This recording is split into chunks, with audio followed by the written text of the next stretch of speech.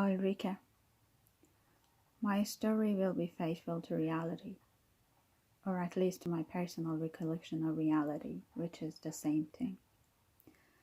The events took place only a short while ago, but I know that the habit of literature is also the habit of interpolating circumstantial details and accentuating certain emphasis. I wish to tell the story of my encounter with Ulrikke. I never learned her last name, and perhaps never will, in the city of York. The tale will span one night and one morning. It would be easy for me to say that I saw her for the first time beside the 5 sisters at York Minster. Those stained glass panes devoid of figural representation that Cornwell's iconoclasts left untouched. But the fact is that we met in the day room of the Northern Inn, which lies outside the walls. There were but a few of us in the room, and she had her back to me. Someone offered her a glass of sherry, and she refused it. "I'm a feminist," she said. "I've no desire to imitate men. I find their tobacco and their alcohol repulsive." The pronouncement was an attempt at wit, and I sensed that this wasn't the first time she'd voiced it. I later learned that it was not like her, but what we say is not always like us. She said she'd arrived at the museum late, but that they'd let her in when they learned she was Norwegian. "Not the first time the Norwegians storm York," someone remarked. "Quite right," she said. "England was ours, and we lost her. If, that is, anyone can possess anything, or anything can really be lost." It was at that point that I looked at her. A line somewhere in William Blake talks about girls of soft silver, or furious gold, but in Ulrikke there was both gold and softness. She was light and tall, with sharp features and grey eyes. Less than by her face, I was impressed by her air of calm mystery.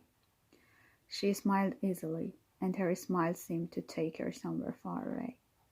She was dressed in black, unusual in the lands of the north, which try to cheer the dullness of the surroundings with bright colors. She spoke a neat, precise English, slightly stressing the R's. I'm no great observer. I discovered these things gradually. We were introduced.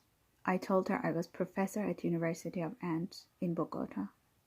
I clarified that I myself was Colombian. "What is being Colombian?" "I'm not sure," I replied. "It's an act of fate." "Like being Norwegian," she said, nodding. I can recall nothing further of what was said that night. The next day I came down to the dining room early. I saw through the windows that it had snowed. The moors ran on seamlessly into the morning. There was no one else in the dining room. Ulrikke invited me to share her table. She told me she liked to go out walking alone. I remembered an old saying of Schopenhauer's. "I do too. We can go out alone together," I said. We walked off away from the house through the newly fallen snow. There was not a soul abroad in the fields. I suggested we go downriver a few miles to Torgate. I know I was in love with Ulrikke. There was no other person on earth I'd have wanted beside me. Suddenly I heard the far-off howl of a wolf. I've never heard a wolf howl, but I know that it was a wolf. Ulrikke's expression did not change. After a while she said, as though thinking out loud, "The few shabby swords I saw yesterday in York Minster were more moving to me than the great ships in the museum at Oslo." Our two paths were briefly crossing. That evening Ulrikke was to continue her journey toward London, I toward Edinburgh. "On Oxford Street," she said, I will retrace the steps of De Quincey, who went seeking his lost Anna among the crowds of London. De Quincey, I replied. Stop looking. My search for her, on the other hand, continues through all time. Perhaps, Ulrikke said softly, you have found her. I realized that an unforeseen event was not to be forbidden me, and I kissed her lips and her eyes. She pushed me away with gentle firmness, but then said, I shall be yours in the inn at Torgate. I ask you, meanwhile, not to touch me. It's best that way.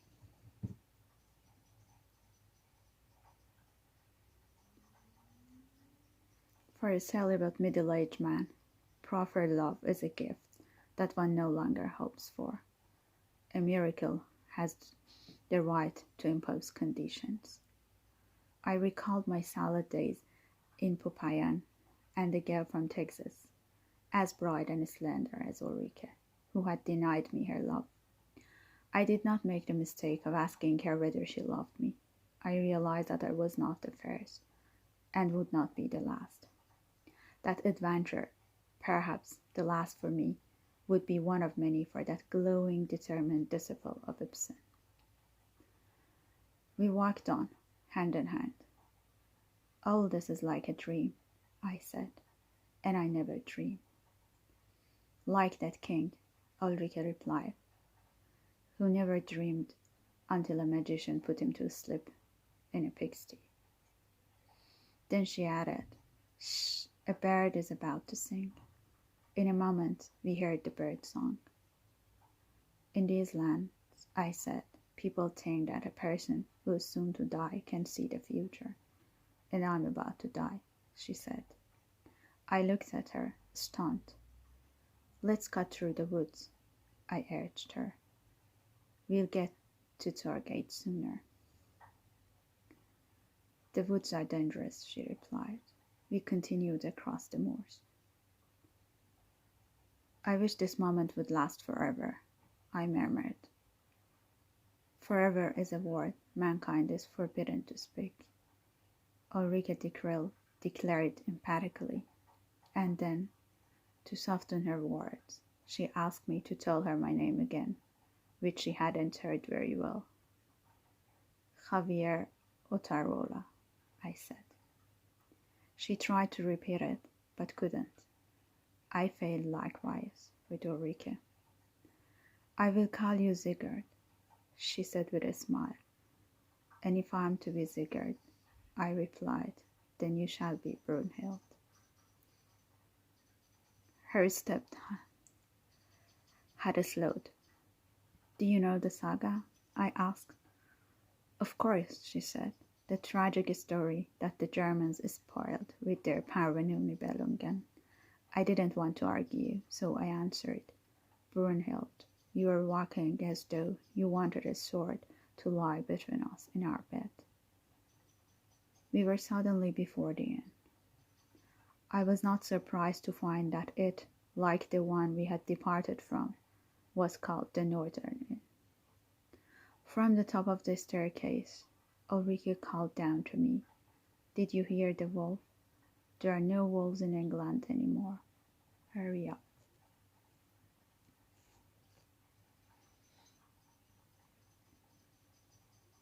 As I climbed the stairs, I noticed that the walls were papered a deep crimson, in the style of William Morris, with intertwined birds and fruit. Ulrikke entered the room first. The dark chamber had a low peaked ceiling. The expected bed was duplicated in a vague glass, and its burnished mahogany reminded me of the mirror of the sculpture. Ulrikke had already undressed. She called me by my true name, Javier. I sensed that the snow was coming down harder. Now there was no more furniture, no more mirrors. There was no sword between us. Like sand, time sifted away. Ancient in the dimness flowed love, and for the first and last time I possessed the image of Ulrikke.